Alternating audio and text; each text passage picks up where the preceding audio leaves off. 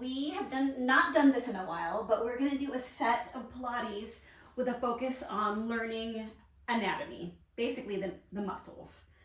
So hug your knees to your chest, take a big breath in, expand your rib cage laterally.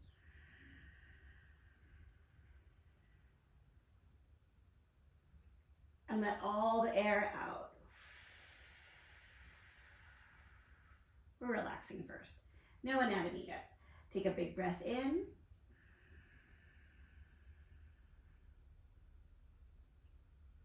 And let all the air out.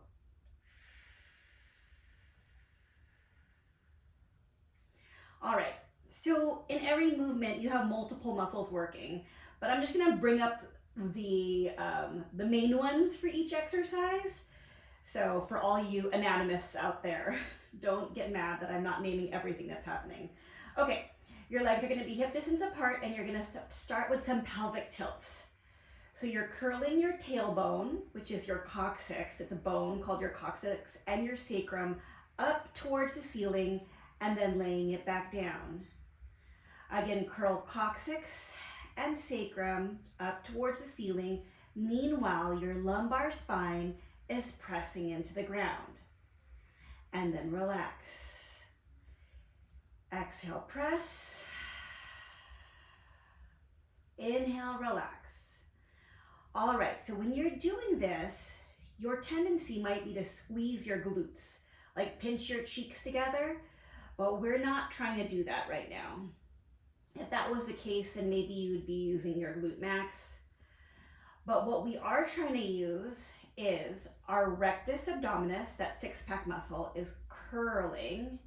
And what's keeping our stomach from popping up are our transverse abdomini, the transverse abdominis, and the obliques are wrapping around this way to keep the stomach from popping up. And then what's making this curl happen is your rectus abdominis curling your pelvis up towards your rib cage. Let's do 4 more. 4 and 3 and pressing that lumbar spine to the ground. 2 and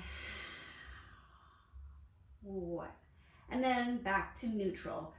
So our home base position is with a little bit of space underneath our low back because our spine naturally has a curve underneath the low back. All right, bring your arms behind your head, elbows in your peripheral vision, curl your chest up. You're thinking about your rib cage, reaching down and towards your pelvis. Again, what's keeping your stomach from popping up is your transverse abdominis and your obliques.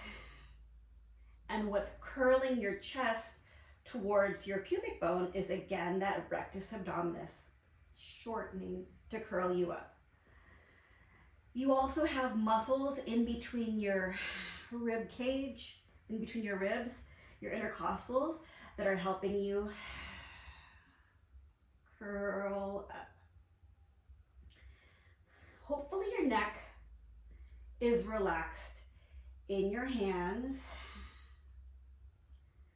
But if we're gonna be really specific, because your hands are carrying your head up, all the muscles, the wrist flexors are holding your head to help you come up.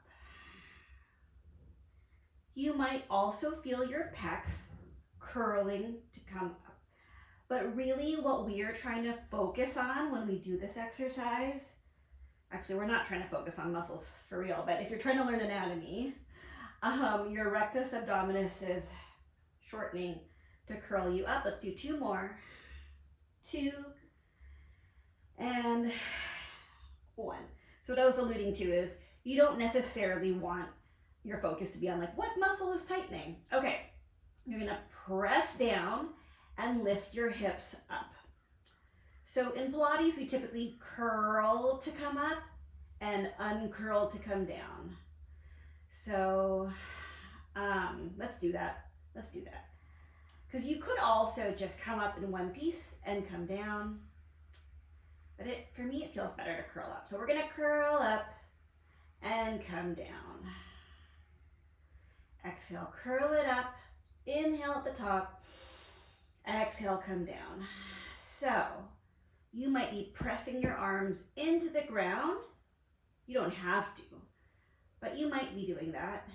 And if you press your hands into the ground, you'll feel the backs of your arms working, your triceps. You might also feel muscles in between your shoulder blades working to kind of press your shoulder blades into the ground. So you have a few muscles there, your mid-traps, your rhomboids. I think I'm missing maybe a few things.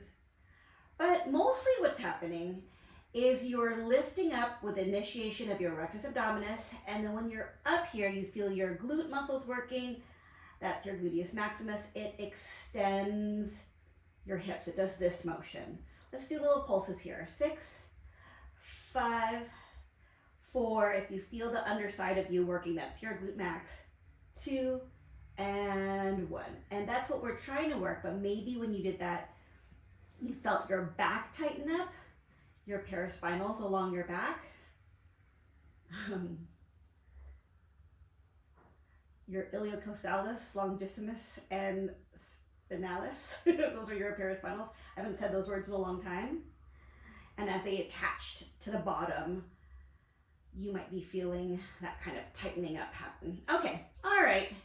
I got a little bit extra brainy on this one. I didn't mean to go into so much detail.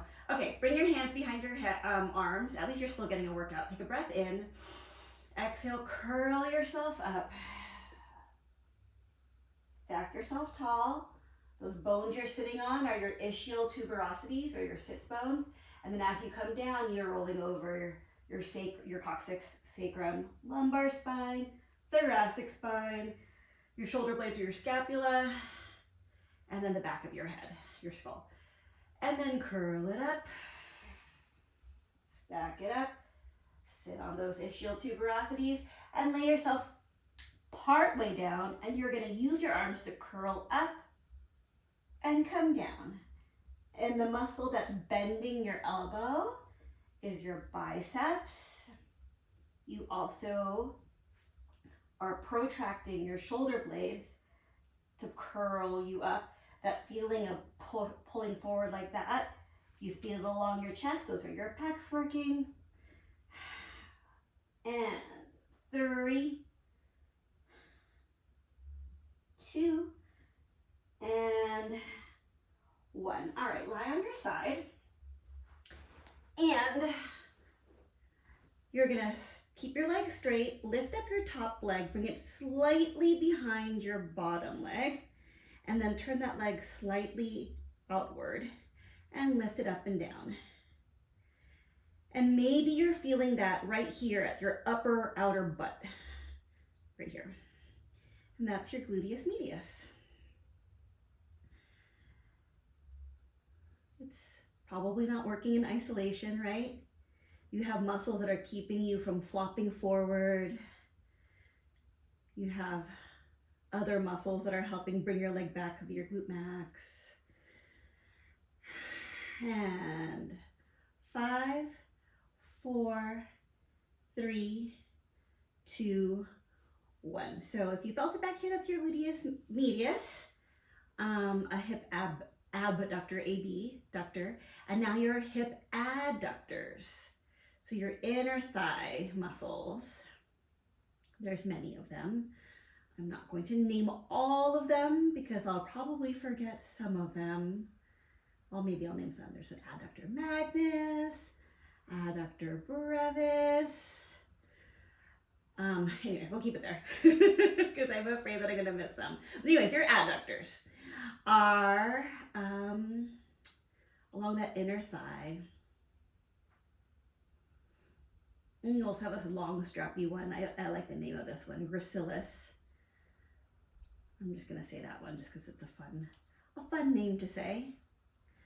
And 5, 4, 3, 2, 1. All right, bend that bottom leg and lift that leg up and down. So maybe your adductors are still working, but this external rotation, the thigh turning outward, getting the bottom leg to come up, there's some little muscles deep in your glutes that are responsible for this, in addition to other things.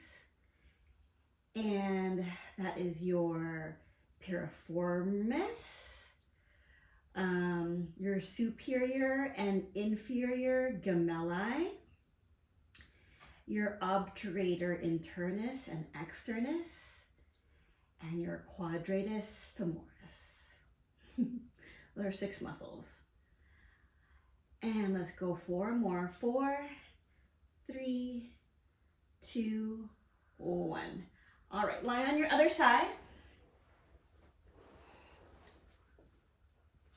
All right, and lift that upper leg, bring it slightly behind, turn your leg out, and lift up and down. This is funny because I knew I was gonna do this anatomy thing, and I figured that I would remember all the anatomy and all the muscles without reviewing, and I do.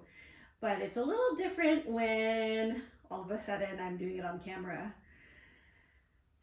I'm a little nervous I'm gonna forget everything. But you get the point. Anybody that's trying to learn anatomy through this is just like an extra something, right? So even though I'm maybe not being complete, you're at least learning some of the muscles. So this is your gluteus medius working here. All right, bring that leg in front, lift the bottom leg up and down using your adductor muscles. See if you remember the muscle that I mentioned before. The one with the cool name. That's a gracilis.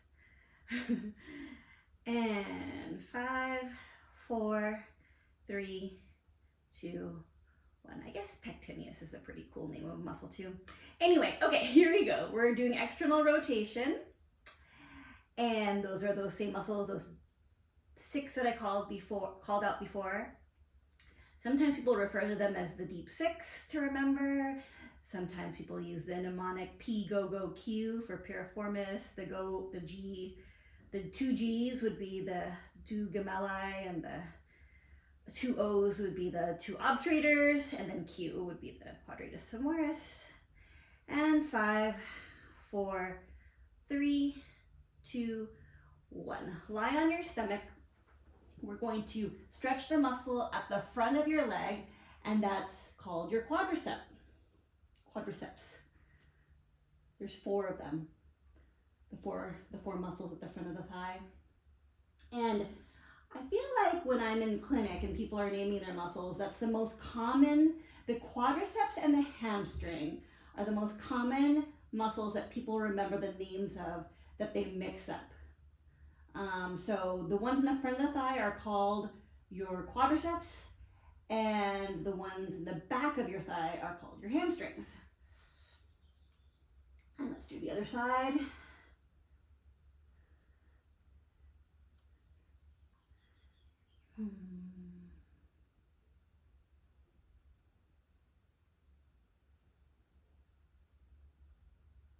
All right. Okay, now speaking of the back of the thigh, you are going to lift your leg up and down, okay, and then you're gonna lift it up, bend it. Keep the thigh lifted and bend and straighten. The muscle that's bending your leg is your hamstring. There are 3 different hamstring muscles. I guess some people consider a 4th one, but yeah, for the most part, there are 3 hamstring muscles, and those are what you're using when you bend and straighten.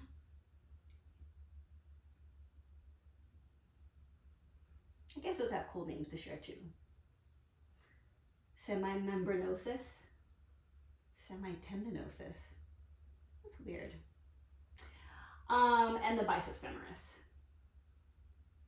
Semimembranosus, semitendinosus? Is that really the name?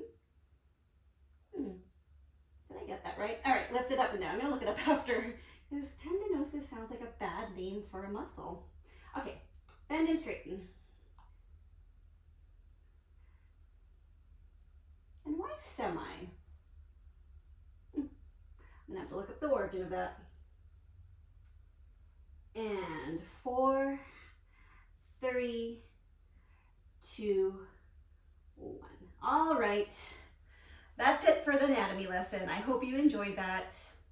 I'm gonna go look up those things that I might have said wrongly, but I don't think I did, so I'll correct it in the description if I did. All right, have a good day.